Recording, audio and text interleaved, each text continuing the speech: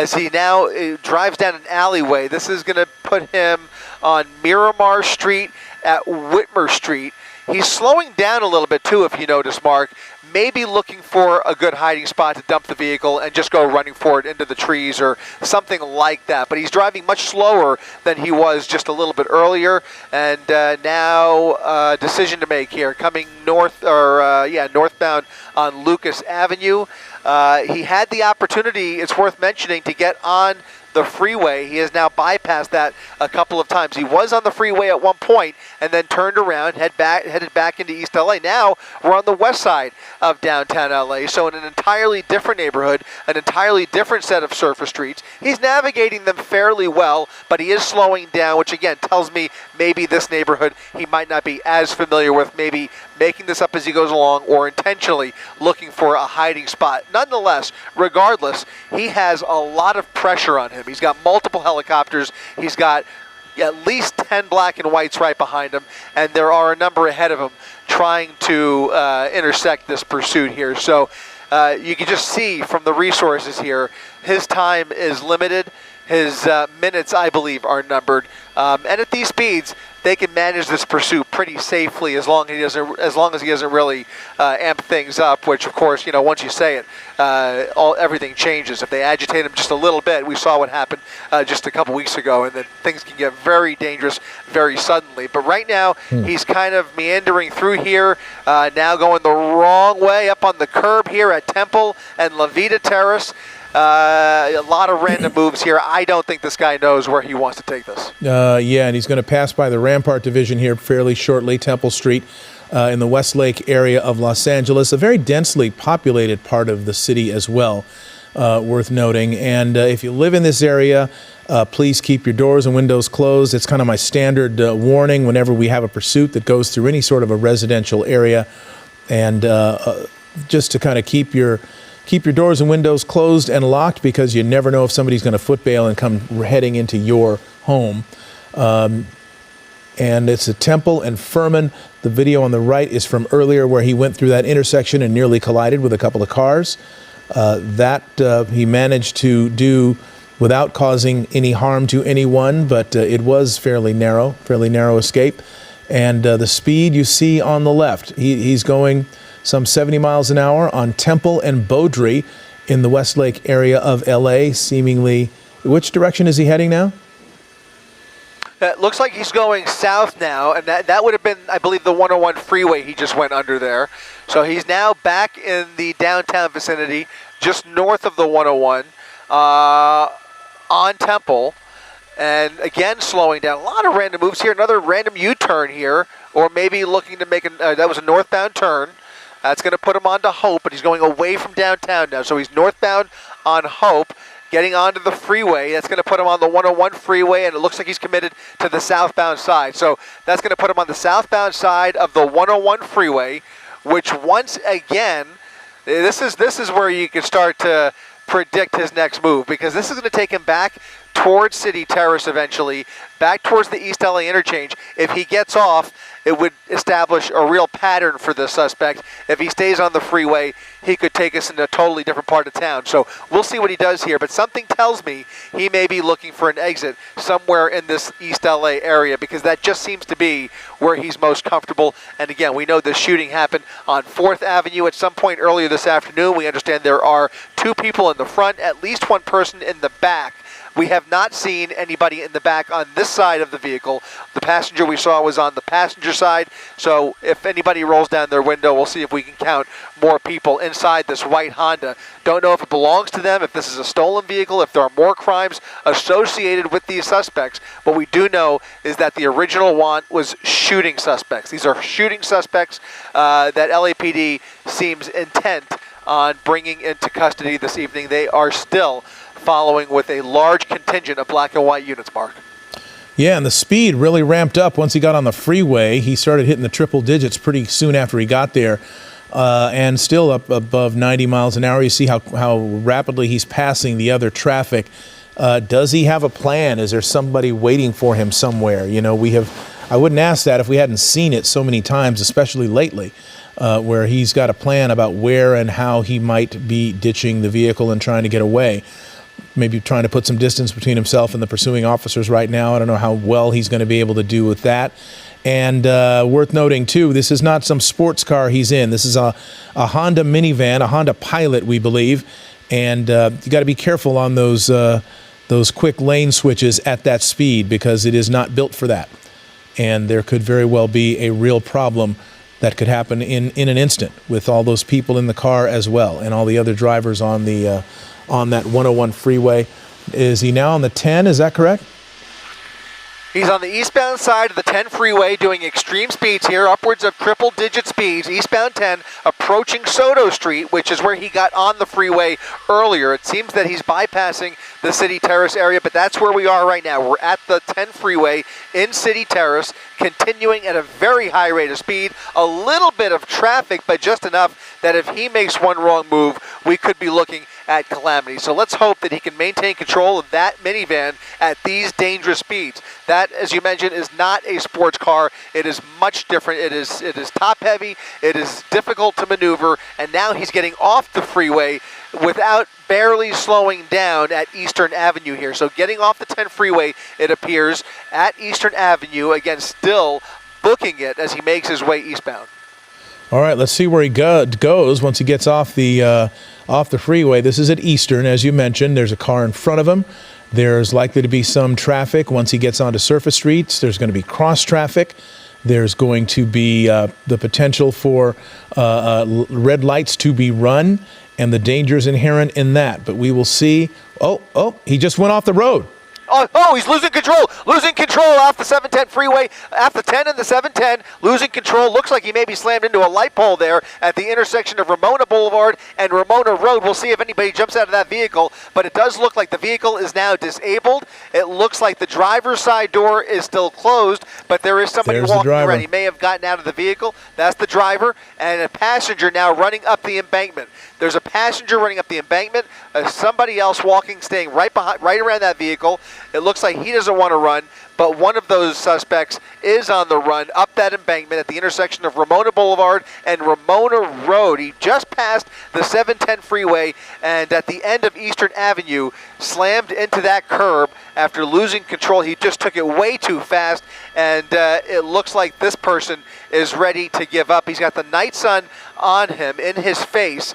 We know there were at least 3 people total at a minimum. There were 3. One person has gone running up the embankment. Who's this guy? We have one person standing right by the vehicle. This looks like he's a passerby that's just asking if he's okay. That's a good Samaritan who is just pulling over may not to know check on this minivan. what the backstory is. He has no idea. Yeah, he's got no idea what's going on, but we still have at least 2 people either unaccounted for, unless that third person is still in the car. Something tells me the other 2 probably both were able to get out of there and are running for it. But we have one person now walking down the sidewalk as if nothing happened. I believe that may be the driver. It is the driver. That's the driver now walking casually down Ramona Boulevard. Kind of limping. 2 other passengers. He's limping a little bit. Yeah. I wouldn't even be surprised if that airbag went off. I don't know for sure, but he took that turn way too fast and then slammed into the curb and eventually either into the retaining wall and possibly even into the light. Look at it. He's struggling a little bit, Mark. You're right. He's in no shape to run like the other guys. And now it looks like he's going to maybe just try and blend into the night here. But that night sun is right on him. They are triangulating LAPD units into this area. But as you can see, those primary units that were right behind the suspect for so long, apparently at some point, I see them now right below Air 7 here. They're making their way into the area. But those original pursuing officers, at some point along the freeway transition, I guess lost them. They must have been unable to make the either the turn with him. I don't know what happened. They were right behind him. You saw that, Mark, and then suddenly they're gone. So They are getting their way. They're getting their bearings. They're making their way back into the area. I see a lot of flashing lights in the area, but right now only the helicopter with the night sun on that driver. Yeah, and he's stumbling around. I wonder if there might be some intoxication there. I wonder if he might have been in some way concussed by the force of the collision. But he was a little stumbly. Now he's going to try to make a run for it or a trot for it. All right. Making a run here. Corporate Center Drive at Ramona Boulevard. Again, just kind of casually walking down the road here. and maybe even convinced that he's gotten away with it. But it took him a minute to get his bearings. Another Good Samaritan apparently stopping, potentially. He's talking to somebody in the passenger seat, and that vehicle is continuing on. So he's just walking through this neighborhood. It's a commercial area, and here comes the Highway Patrol. California Highway Patrol. They're going to be approaching him here momentarily, and we're going to try and get around this tree. All right, there he is. I don't know what story he's trying to tell him, if he's going to try to tell him a story or what, but you're under arrest, sir, and that's it for that. Hands behind the back. He is now in the custody of the Highway Patrol. Now the question is, what has become of the other two people that were in the vehicle that is now, about 2 blocks behind him, that crashed, first lost control as it was heading down that off-ramp at Eastern Avenue, and then crashed into the curb, and then the retaining wall, we believe, and the traffic light.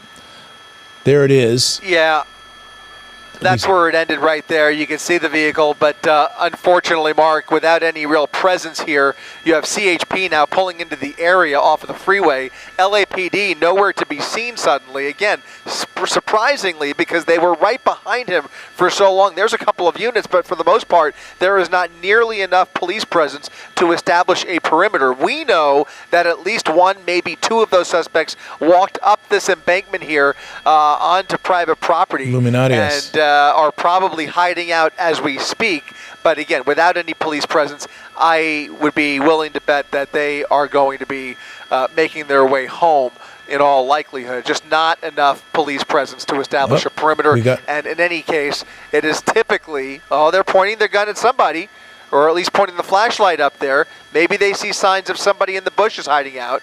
The other 2 you saw were a little more able-bodied than the driver.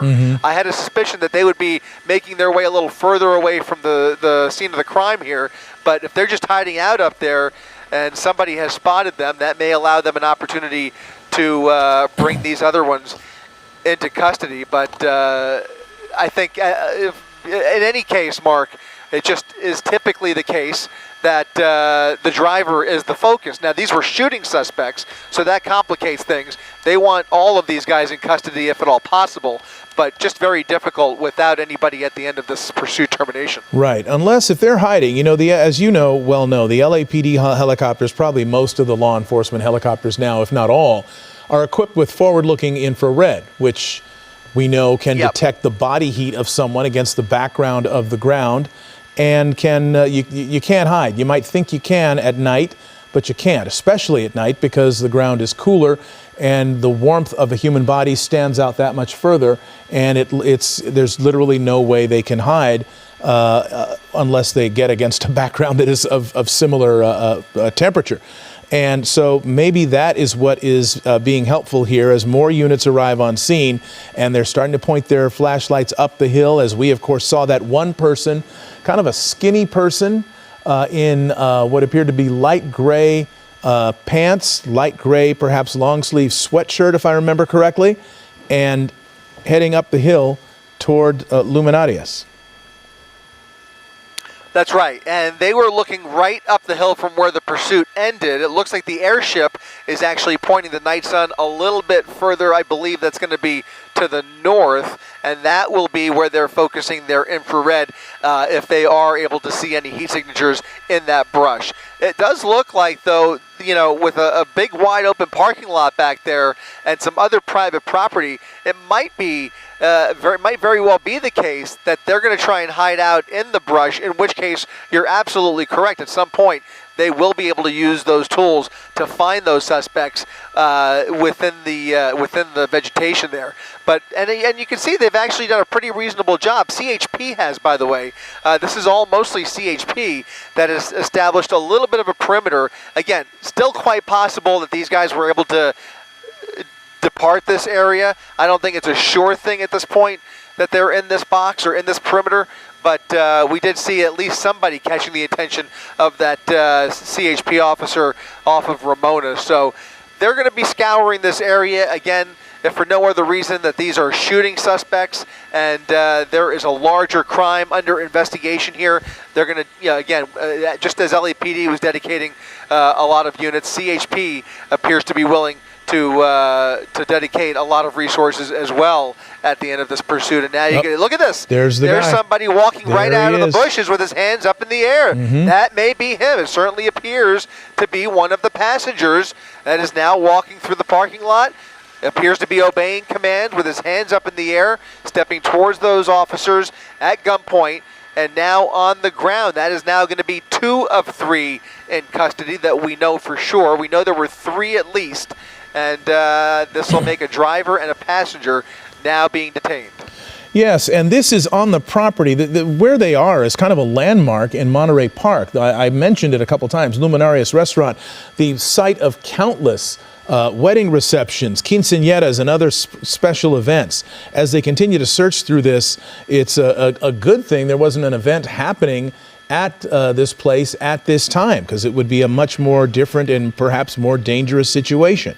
What they've got now, 2 out of the 3 that we know of who were in the car are now in custody, and the search continues for at least one more person. And that was the one guy we saw that was heading up the hill. And now you got more units arriving here. This is Monterey Park, and not sure if perhaps I think, go ahead. No, it's just it's clear that they weren't able to get very far, and I think that means that the third suspect is probably within arm's reach here. If they continue looking through this area, they have flooded this entire area with units on every corner. So there's a good chance they may get all 3 here. Again, we know of at least 3, but this is the passenger who is now being detained, and it all happened when the driver lost control at Ramona coming off of Eastern just past the 710 freeway, which is now, again, allowing CHP to take this over. LAPD presumably going to make their way over here. These are their suspects, I believe. I'm pretty sure the shooting happened in LAPD's jurisdiction. But either way, we now have 2 of 3 suspects in custody.